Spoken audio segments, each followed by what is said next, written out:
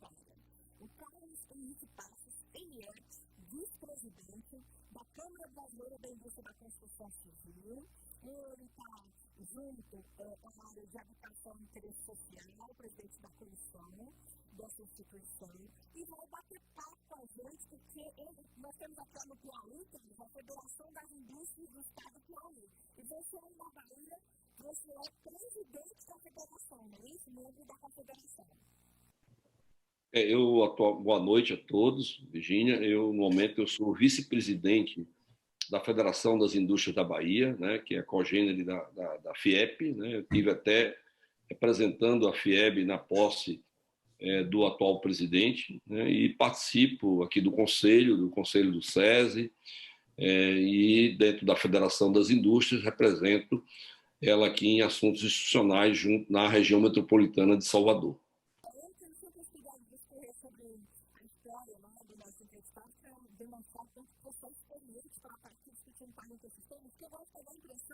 Diferentes regiões do Brasil, né? O Brasil também está participando do mundo inteiro, a região de comunicação.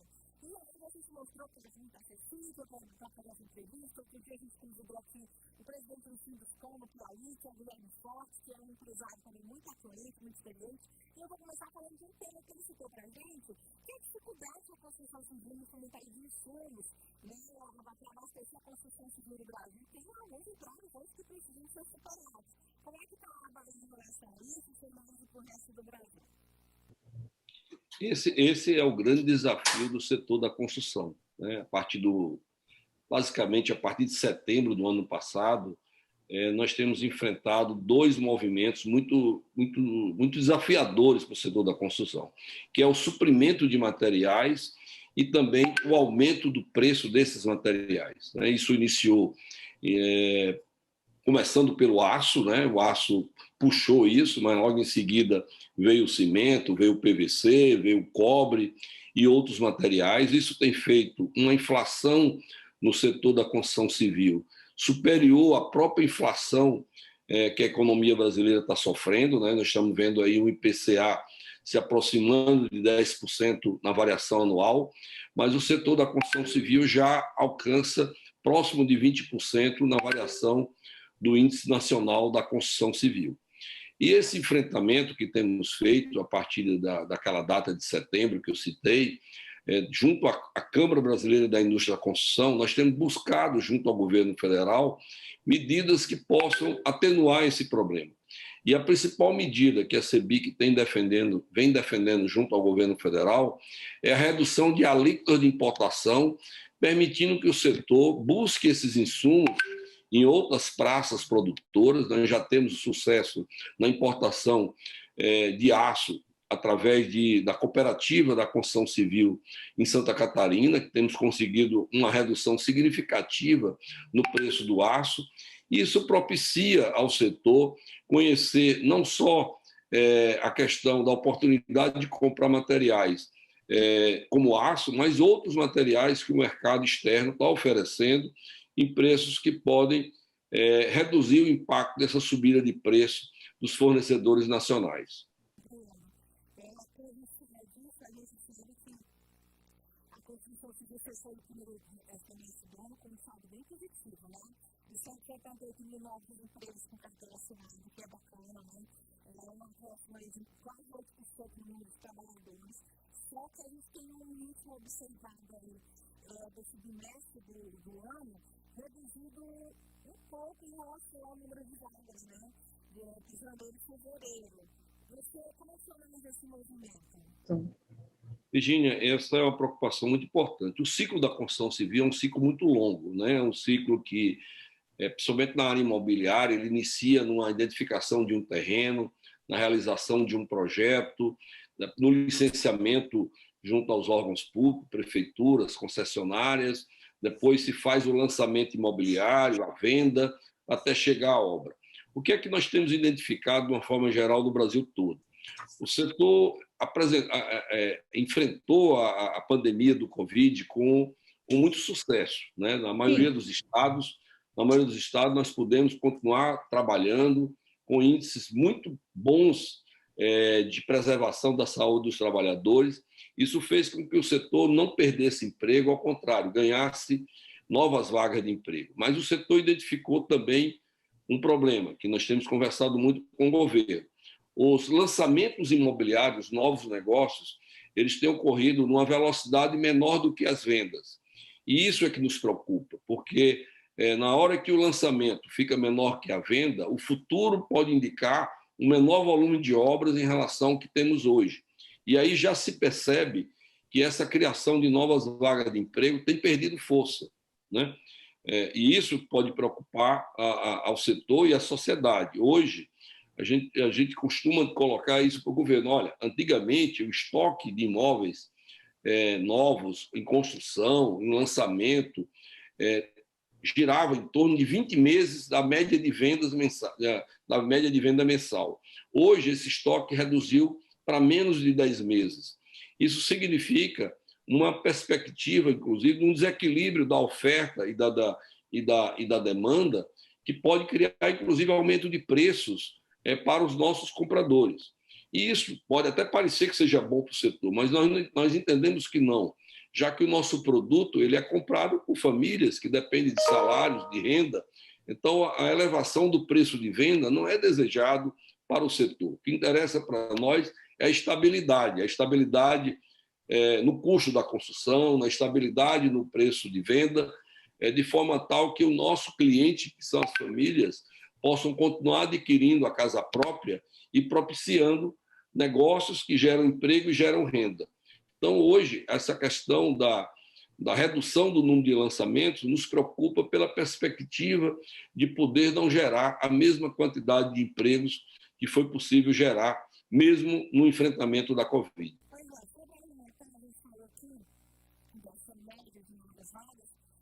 Passaram de 44 mil em janeiro e fevereiro para 23 mil, mais de 22 mil nos 4 meses seguintes. Assim, só para a gente ter uma clareza que a gente ampliou no Instagram. E aí está bem claro, Carlos, que apesar do segmento estar enfrentando esse aumento, né, está crescendo, aliás, ele está enfrentando um aumento exagerado no custo dos insumos, né? Eu até falava aqui, como eu falei da entrevista do Guilherme Fortes, que ele estava assim, tipo, a única trazendo isso da Turquia, quer dizer, é complexo isso aí. E você deixou claro que essa engrenagem, ela não está funcionando em harmonia, ela precisa ser lubrificada, né? E como é que a gente vai conseguir resolver isso? Como é que pensamos que esse lubrificante realmente chegue nessa engrenagem, que tudo aconteça de forma mais ágil para que lá na frente não aconteça o que você está falando que vai acontecer? Sim. Bom, uma parte desse processo, que é a parte do suprimento, eu acho que nós já avançamos bem, né? Hoje, as dificuldades que nós tivemos entre setembro e dezembro, em que materiais que anteriormente a gente podia pedir e teria o fornecimento dentro de 30 dias, e aí começaram a não ter nenhuma perspectiva de entrega desses materiais, esse processo já melhorou muito, né? Mas, como bem o Guilherme colocou, nós tivemos que buscar aço na Turquia, né? E há um aço na Turquia mais barato do que o compramos aqui, né? Embora o minério de ferro, na maior parte do mundo, saia do Brasil, né? Então, esse que é o ponto que fez com que a CEBIC pudesse pleitear, junto ao Ministério da Economia, a redução da alíquota de importação, para favorecer mais ainda esse choque de oferta e podermos ter preços que viabilize o custo das obras dentro do bolso das famílias, né? Eu acredito que esse processo, como está se regularizando a questão do suprimento, de alguma forma, no prazo médio, aí a gente também possa conseguir uma melhoria na condição do preço. Mas nós não podemos esquecer que nós estamos numa economia globalizada, a maioria dos insumos da construção civil, eles são oriundos ou de minérios, ou do PVC, ou do cobre, que também é minério, e há um choque global em função da pandemia, porque houve um desencontro de produção desses insumos no mundo, né? Algumas economias, como a China, que é uma grande economia, ela iniciou a Covid antes de todo mundo, mas ela retornou antes dos outros. E, a partir desse retorno, ela puxou para si aquela produção mundial que estava ainda voltando a se engrenar. Então, há uma necessidade de um acompanhamento desses aspectos globais, há necessidade do governo, como o equalizador de mercado, buscar medidas que possam fazer com que essa engrenagem retorne ao caminho normal, né?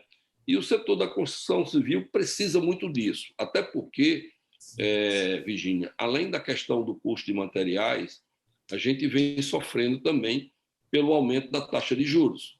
Aquilo que muito ajudou o setor imobiliário, que foi você ter uma Selic de 2%, por exemplo, isso foi fantástico para o setor imobiliário e para as pessoas que compravam casa própria, de alguma forma está se perdendo esse efeito positivo, na medida que a Selic já está chegando aí a 5,25, com perspectiva de chegar até a 7 até dezembro. Então, somar aumento de custo de materiais, que é custo de produção, com o aumento do custo financeiro através do aumento da taxa de juros, isso pode ser muito ruim para toda a economia, em especial para o nosso setor imobiliário e da construção civil. Você colocou muito importante, né? A gente tem aí que às vezes notícias britânicas, né? Que é uma agência internacional de notícias comunidades, procura uma certa questão do estudo, né? Esse estudo que revela que o PIB nosso, nessa revisão, a perspectiva de recuperação mais rápida esse ano. Então, a gente sabe que isso é muito importante. A gente sabe que a pandemia de Covid, apesar dela, a gente tem essa notícia. Mas o Brasil enfrentando aí níveis recordes de desemprego, que a gente foi aqui, que você falou, que é toda uma cadeia, toda uma engrenagem. E aí, quando a gente fala disso, em relação à construção civil, Carlos, eu queria que você colocasse essa orientação da política, você colocou várias situações. Mas entre a inflação e o risco político, você coloca os dois no mesmo patamar de ameaça para o teu setor, ou você elenca um em cima do outro? Qual que é a análise? Sim. Há uma correlação muito forte em tudo isso que você falou. Selic, risco político, inflação, preços, né? A gente sabe que a economia ela vive de expectativas, né? Quando você tem um ambiente político muito conflituoso, você aumenta o risco soberano de um país, que termina afetando, por exemplo, o preço das moedas, que é o dólar. Quando você tem produtos que são commodities, que dependem dessa relação cambial, você afeta toda essa relação. Então, por exemplo, eu espero, e estamos torcendo muito com a chegada do ministro Ciro Nogueira, nosso piauiense aí, que ele consiga dar um pouco mais de estabilidade política na relação governo, executivo, legislativo, judiciário, porque essa estabilidade política ele cria dentro do ambiente econômico uma visão de estabilidade de médio prazo e longo prazo, o que favorece um câmbio mais favorável para o país, que reduz preços, não só preços de importação, mas também favorece essas commodities que são exportadas e que pode, a partir daí, ter melhores preços no ambiente interno, né? E tendo isso, com a inflação mais controlada, o governo também não precisa se utilizar da taxa de juros para combater a inflação, né? Porque a inflação, além de ser bastante penoso para as famílias, principalmente as famílias de baixa renda, porque elas perdem a sua capacidade de compra, a inflação obriga o governo a elevar a taxa de juros, e essa elevação ela é danosa para aqueles que dependem de investimento, que é a construção civil.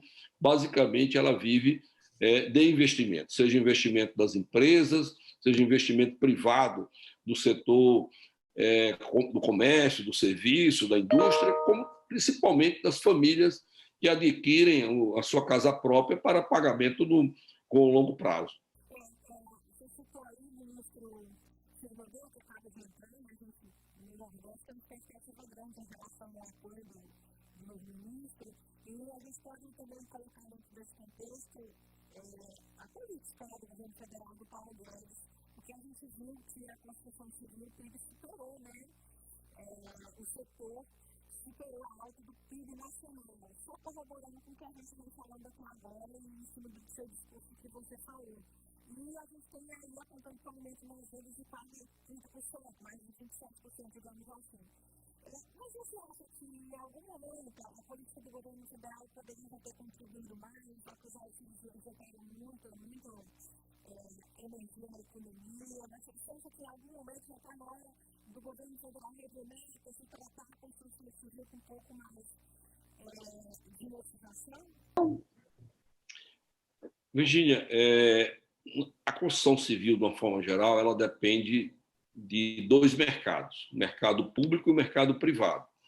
O mercado público, que faz as obras públicas, ele tem se mostrado, desde 2014, perdendo capacidade de investimento, né? A gente vem sendo aí informado dos déficits públicos do governo federal, principalmente, o que tem impedido investimentos em programas de fomento que podem motivar e fazer a construção civil crescer. O programa Minha Casa Minha Vida, que ele foi basicamente um grande lastro para o mercado imobiliário, não só aquele com recursos 100% da União, que era o faixa 1, como o mercado Minha Casa Minha Vida com recursos do FGTS, eles foram perdendo força, o faixa 1 praticamente acabou, e o mercado, e o Minha Casa Minha Vida FGTS, chamado hoje Casa Verde e Amarela, diminuiu também sua condição de atratividade, na medida que o orçamento da União deixou de participar do subsídio. Esse é o ambiente do público, né? A gente vem visto, de uma forma geral no Brasil, o poder público substituir a sua capacidade de investir pelas parcerias público-privada, pelas concessões públicas, e são instrumentos muito sadios e muito importantes. Mas nós sabemos, ao mesmo tempo, que a região Nordeste, nem todos esses investimentos público-privados gozam da mesma atratividade de investimentos no Sudoeste, no Sudeste do país, no Sul, no Centro-Oeste. Nós vamos ter agora, a Câmara Brasileira da Construção Civil, ele tem um fórum, que é o Fórum Norte-Nordeste, que vai ser realizado brevemente em Maceió, e que nós esperamos contar lá com a presença de representantes do governo, principalmente do Ministério do Desenvolvimento Regional, onde nós vamos buscar, dentro dele, alternativas para o Norte e Nordeste que dependem essencialmente de recursos públicos. Na nossa área, que é a área habitacional, a gente precisa ter soluções para que as famílias possam ainda continuar adquirindo sua casa própria, em que pese ter havido esse aumento de custo de construção. Esse é o grande desafio que eu enxergo e que cabe ao governo federal e à política encontrar caminhos para novamente fazer encontrar as famílias de baixa renda do sonho da casa própria, né? Então, eu ainda sou otimista, até porque o setor da construção civil, essencialmente, ele tem que ser otimista, mas os desafios são enormes e eu acho que o Nordeste nunca esteve tão bem representado para encontrar soluções que atendam a nossa região. Afinal de contas, nós temos um ministro do Desenvolvimento Regional, que é do Rio Grande do Norte, nós temos o chefe da Casa Civil, que é do Piauí, nós temos o presidente da Câmara de Deputados, que é de Alagoas, né? E são autoridades que têm um grau de influência e de decisão que podem lembrar que essas soluções que dependem do investimento privado na sua essência têm de maior dificuldade de acontecer na nossa região Norte-Nordeste. Muito bem, essas palavras foram cirúrgicas, Carlos. Eu realmente queria te agradecer por esse bate-papo para essa entrevista. Você está em Salvador, tem um empresário que tem uma agenda lotada, né? E tem funções muito importantes. E com certeza foi um momento para quem está acompanhando esse negócio, já queria dizer e deixar a gente entender pela próxima oportunidade, tá bom? Eu te agradeço, Virgínia, estarei sempre à disposição e com muito prazer, até por ser